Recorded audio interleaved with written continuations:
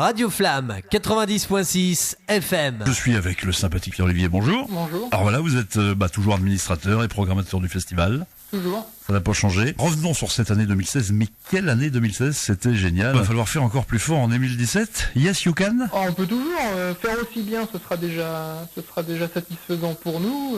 Pour l'instant, on est assez content et on est assez confiant. On est à un peu plus d'un mois du festival maintenant. On rentre de plein pied dans les derniers préparatifs. Voilà, et on espère accueillir encore une fois près de 70 000 spectateurs à Saint-Laurent-de-Cuve. Ah oui, quand même. Hein. Bref, yes you can, on casse la Barack Obama ou no you can't, mais you can. Donc, voici maintenant la Minute Papillon. Alors ça, c'est pour détendre un peu. Ouvrons un peu le livre d'histoire des papillons de nuit, comme on ouvrirait les ailes du papillon. Première édition en 2001. Exactement, avec déjà Matmata à l'époque. Déjà Matmata, ah oui, alors donc c'est un petit revival là. Et oui, ils étaient venus pour la toute première, ça avait marqué les esprits à l'époque, hein. C'était un concert dantesque, il avait fallu pousser les barrières pour réussir à faire entrer tout le monde sur le site. Ils reviennent cette année, ils s'en souviennent très bien, ils sont super contents de revenir, on est super heureux de les accueillir à nouveau. Ouais, parce qu'ils sont super cool Matmata. C'est vrai que c'est un groupe vraiment, alors c'est vraiment le groupe de festival par excellence quoi. Ah oui, complètement, ouais, c'est un groupe de rock évidemment archi connu, on connaît tous les paroles par cœur, pardon. Et bon, c'est un groupe parfait pour un festival, hein, c'est très festif. Et ils sont attendus de pied ferme à Saint-Laurent. De pied ferme. Alors moi je croyais que c'était éphémère un papillon, mais pas du tout. Alors l'équipe est-elle toujours aussi motivée pour cette chasse aux papillons?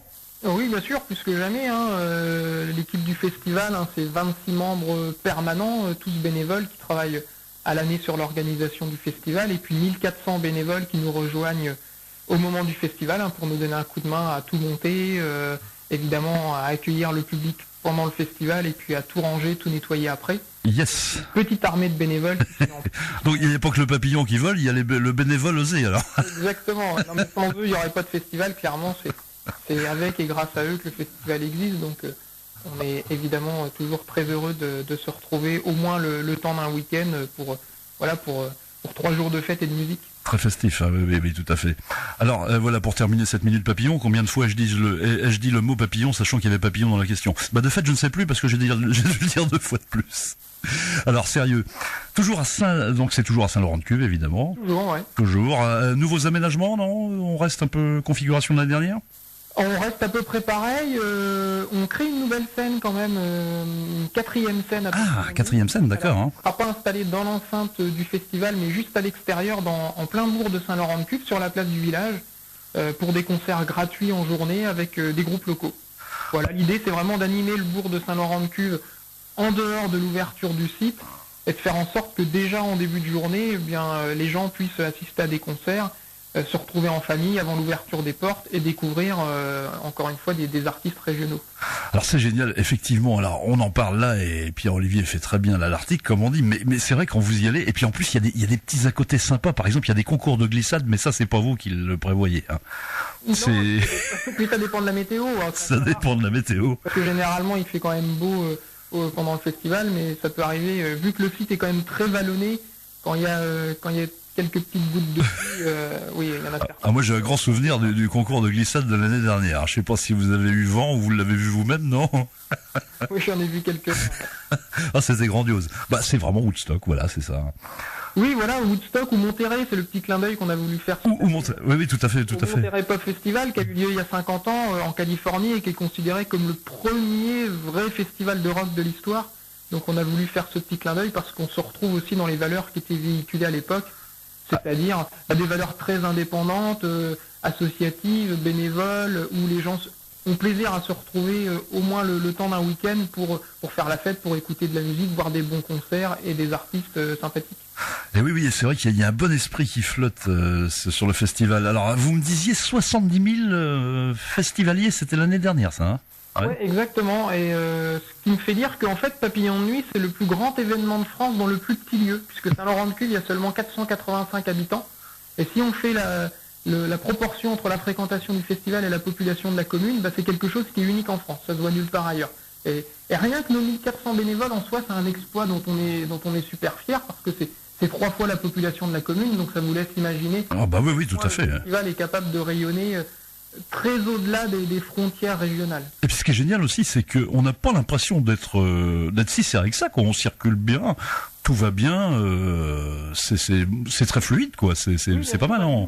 Nous, volontairement, on limite la jauge du festival, hein, mais bon, déjà 25 000 personnes par jour dans un petit village de 500 habitants, c'est déjà pas mal, parce que on souhaite mettre l'accent justement sur l'accueil du public, sur le confort, sur la sécurité, sur les services, et on veut que vraiment les gens passent un très bon week-end et plaisir à venir, mais surtout à revenir au festival. Ah oui, non, mais c'est vraiment très très bien. Donc les dates, rappelez-nous, c'est... Les 2, 3, 4 juin, c'est sur le week-end de Pentecôte, donc le lundi est férié, donc c'est formidable, les gens pourront se reposer. Avant de retourner au boulot le mardi. Ouais, tout à fait. Bon, moi, je me rappelle qu'à l'époque, on parlait de faire ces 3 jours à l'armée. Ça, c'était pour les appeler. Mais là, pendant 3 jours, vous engagez, quoi. Exactement. Vous n'allez pas vous reposer beaucoup, quoi. Vous allez avoir des poches sous les yeux, comme on dit. C'est vrai que là, on arrive vraiment dans la dernière ligne droite. Pour nous, c'est les dernières semaines d'organisation. Donc là concrètement, là, vous êtes en train de placer les barrières et tout ça, là, quoi. Là, concrètement, encore les toutes premières équipes ont commencé aujourd'hui à monter les chapiteaux. Les électriciens commencent ce week-end à monter tout l'éclairage sur les parkings, les campings, etc. Et puis les bénévoles vont commencer dans une dizaine de jours à poser les barrières. Il y a à peu près 5-6 km de barrières qui sont posées autour du site du festival. Donc voilà, les choses vont se mettre en place progressivement, et c'est vrai qu'à mesure qu'on va se rapprocher du festival, on va sentir un peu une espèce de montée en pression, et jusqu'au jour J où là, ça sera vraiment l'apothéose. La fièvre monte, non pas à El Paso, mais à Saint-Laurent-de-Cuve. Donc côté intendance, ça se passe toujours. Alors c'est super, votre système de passe, ça évite de sortir d'argent liquide, donc toujours le même système. Toujours le même système, plus d'argent sur le site du festival, des bracelets à puce qui permettent de recharger de l'argent dessus et de consommer à tous les stands du festival. Donc ça, c'est quelque chose qu'on a mis en place il y a 3 ans déjà et qu'on développe cette année avec des petites améliorations. Je crois que même vous êtes les seuls à faire ça, non, l'histoire de bracelet. On a été vraiment les seuls au début, on a été les tout premiers, mais depuis, il y en a quand même beaucoup qui nous ont copié, tous les grands festivals de France et d'ailleurs. Ah, vous étiez les premiers, ouais, super. Ouais, et nous, on a été vraiment les premiers à se lancer dans cette aventure-là. On ne le regrette pas parce que c'est vraiment très pratique, aussi bien pour les festivaliers que pour nous. Ah on est très très vite servi, ouais, c'est vrai que franchement sympa. Hein. Voilà. Alors donc parlons de cette cuvée, ou une cuvée Saint-Laurent, ou Saint-Laurent-de-Cuve comme on veut, exceptionnelle cette année avec une pléiade d'artistes impressionnante. Alors donc, on rappelle, parce que là j'étais très content de le voir, l'année dernière vous aviez Paul Naref, mais cette année vous avez fait fort aussi, puisque vous avez notre ami Renaud, quoi, c'est quand même du lourd. Qui était déjà venu il y a 10 ans, donc c'est son grand retour à lui aussi 10 ans après. Bon, Renaud, on ne le présente plus. Hein. Ah non, c'est... Vous êtes fan, vous? Ouais. Le plus populaire en France. Il a une cote de sympathie incroyable. Nous, on allait le voir 2 ou 3 fois en concert cet hiver, là, sur la tournée. Et c'est assez émouvant même de voir à quel point c'est un artiste qui est aimé de son public. Toujours vivant, toujours debout.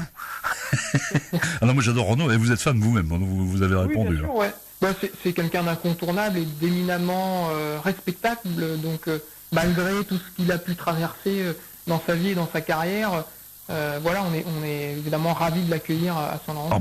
C'est le type rock'n'roll par excellence, Renaud, c'est vrai que... Et puis il y en a plein d'autres, il n'y a pas que lui, il y a du lourd, vous le disiez, Matmata, non? Notamment le dimanche, il sera accompagné de Vianney et de Claudio Capéo, qu'on ne présente plus, mais qui sont un peu les 2 petits princes de la chanson française. Ah tout à fait, oui. C'est pareil, leurs carrières ont explosé là dans les derniers mois. Il y aura évidemment Matmata, je l'ai déjà dit, mais qui fait son grand retour, ce sera le vendredi. Est-ce qu'ils ont un nouvel album, Matmata, je crois, il me semble. Ils ont un nouvel album, il vient juste de sortir, il y a 1 mois à peine, une tournée pareil, qui affiche archi complet dans toutes les salles de France. Le samedi on aura Jen qui est quand même la grande révélation. Ah ça c'est excellent, Jen. Ouais. Nous on diffuse, c'est vrai qu'on a diffusé en boucle les Com et les Makeba, etc. Oui, bien sûr, moi j'aime bien faire un petit parallèle avec Stromae, je trouve qu'elle est assez semblable, c'est un peu le pendant féminin de Stromae dans ce qui se passe autour d'elle en ce moment. Je trouve que... Mais c'est vrai qu'elle a pas l'air, mais c'est une petite jeune fille. Mais je crois qu'elle fait tout toute seule en plus. Elle a une boîte. Alors elle sera plus toute seule sur scène. Elle aura un groupe avec elle sur la tournée. Au festival, ils seront 5 sur scène. Donc ce sera encore plus un spectacle qui sera étoffé, qui sera encore plus impressionnant. Parce que pareil, pour l'avoir déjà vu plusieurs fois sur scène, c'est assez impressionnant ce qu'elle arrivait à faire déjà toute seule. Alors avec un groupe... j'imagine, oui. Mais les jeunes, de manière générale, tous ces jeunes qui ont la vingtaine, là, c'est des prodiges, quoi. On dirait des pros à 20 ans, quoi. Hein. Mais oui, c'est vrai qu'on a une nouvelle génération en France qui est vraiment très intéressante. C'est vrai que nous, traditionnellement, la programmation de Papillon de Nuit, elle est plutôt axée vers la variété francophone, même si on a toujours quelques petites têtes d'affiche internationales. On a les Kills, par exemple, cette année. Oui. Reggae avec le Skint. Vous avez même du rock vintage aussi, Mystery Live. Ouais, les Liminadas. Puis on a aussi de plus en plus d'électro et de hip-hop, parce que c'est aussi ce que notre public et notamment les jeunes nous demandent. Donc toujours une programmation très variée, très éclectique, hein, pour faire plaisir au plus grand nombre. Martin Solveig, vous avez Martin Solveig aussi cette année, je crois. Hein. Oui, il me semble. Martin Solveig qui jouera après Renaud, du coup, le dimanche soir. C'est lui qui clôturera le festival, parce qu'on a voulu quelque chose de très festif, de très dansant, pour que pour que le site du festival se transforme en dance floor à ciel ouvert le dimanche soir, et que les gens puissent repartir moi j'ai un très bon souvenir là. En ayant dansé sur le site du festival, donc ouais, c'est Solveig qui clôturera. Solveig, ouais, c'est vrai que c'est du lourd aussi, ça, Solveig. Il est sympa, Solveig, il était dur à décrocher, non? Ouais. Non, c'est des négociations avec son producteur, alors qui est basé en Angleterre, donc il a fallu manier un petit peu la langue de Shakespeare, mais ça s'est plutôt bien passé. Ça s'est bien passé, super. Alors le plus beau papillon, j'imagine que c'est Renaud cette année, hein, quand même, non? Oui, évidemment, ouais, c'est l'artiste incontournable, hein, de toute façon. C'est le plus gros vendeur de disques en 2016, c'est la plus grosse tournée en 2017, il remplit tous les zéniths, ils les ont même doublés tellement ça a du succès. Et puis, j'espère que ce sera pas la dernière occasion de le voir, mais c'est quelqu'un qui a déjà... Oh oui, je pense qu'il a encore 1 ou 2 albums sous le coude quand même, hein. On veut voir même 3, allez. Et voilà, si on veut le voir sur scène, c'est le moment, hein, parce que c'est vraiment une très belle tournée, l'album marche fort. Et puis encore une fois, il a une cote de sympathie assez incroyable. Ah oui, c'est vrai qu'il est sympa. C'est vrai que c'est un type qu'on aime bien. Et puis bon, au niveau poésie, c'est vrai que ce niveau est rarement atteint, je trouve, dans la variété française, enfin dans la chanson. Exactement, ouais. Bref, c'est génial. Donc, qui plus est, hein, c'est ce que vous disiez tout de suite, vous mettez un point d'honneur à être éclectique, ça c'est bien. Donc, quelles sont les valeurs pour vous, les valeurs émergentes de cette année, les poulains, on va dire. Donc, c'est Jane, voilà. Ouais, Jane, alors il y en a plein, il y a un artiste qui est un peu atypique qui s'appelle Vald, c'est un jeune rappeur qui a 25 ans et qui a des textes très crus, très second, voire millième degré, donc oui. Tout le monde ne peut pas forcément comprendre, mais je sais que c'est quelqu'un qui a énormément de succès dans les cours de lycée et auprès des jeunes. Voilà, il y en a plein, et puis il y a beaucoup d'artistes régionaux aussi. Hein. Cette année, on va programmer 8 groupes qui sont originaires de la région, donc sur un total de 35 concerts, c'est quand même pas mal, parce qu'on souhaite aussi mettre l'accent sur les artistes de la région, leur offrir l'occasion de jouer au festival. On espère pour eux que ce sera un joli tremplin et une belle vitrine aussi pour se faire connaître à la fois du grand public, mais aussi des professionnels ou des médias qu'on peut accueillir sur le festival, et pourquoi pas leur permettre après de faire d'autres dates, d'autres festivals, et puis de prendre leur envol. J'imagine qu'il y a pas mal de groupes qui ont pris leur envol un petit peu grâce à vous aussi, hein. Ouais. On a toujours plaisir à voir, je me souviens, j'ai 2 expériences très sympas par rapport à ça. C'est Boulevard Désert. Ouais, j'y pensais au même moment. Voilà, qui était venu jouer en 2010 ou 2011, il me semble. C'était l'année dernière, je crois, hein, l'année dernière. Voilà, ouais. Alors ils étaient venus en 2011 sur la petite scène, ils avaient joué très tard le soir, à 1h ou 2h du matin, ils n'étaient pas connus à l'époque. Et ils sont revenus l'année dernière en tête d'affiche, ils ont joué le dimanche après-midi devant plus de 20 000 personnes, c'était le cas aussi de Célassou en 2015. Et ils s'en souviennent et ils nous ont dit, c'est super parce que, voilà, on était venus il y a 4-5 ans, on n'était pas connus, aujourd'hui on revient en tête d'affiche. Oh, ils ont mis le feu l'année dernière.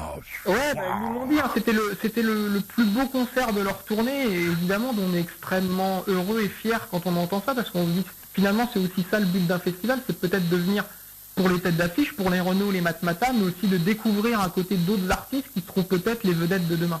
Mention spéciale aussi pour le groupe l'année dernière, j'ouvre une parenthèse, c'était Soviet Suprême, je crois, les 2 gars là qui racontaient des conneries, mais alors c'était extrêmement drôle. Ouais. C'était génialissime, franchement. Michel Polnareff, et c'était un moment très rare. Ah ouais, je sais pas si vous étiez là à écouter leurs bêtises, mais c'était... J'en rigole encore. Ouais, c'était très drôle. Et à un moment, les gens sautaient, à un moment, ils ont mis le feu aussi. Enfin bref, c'était parfait. Alors, les lumières qui attirent sont là. Bref, il n'y a plus qu'à attirer le joyeux noctambule. Alors, on table sur combien de festivaliers cette année? Oh, aux alentours de 65-70 000. Voilà, faut rester à peu près pareil, quoi, pour pas que ça soit trop... Bah oui, tout à fait. Nous, encore une fois, hein, le but c'est que les gens soient bien accueillis, qu'ils se sentent bien au festival.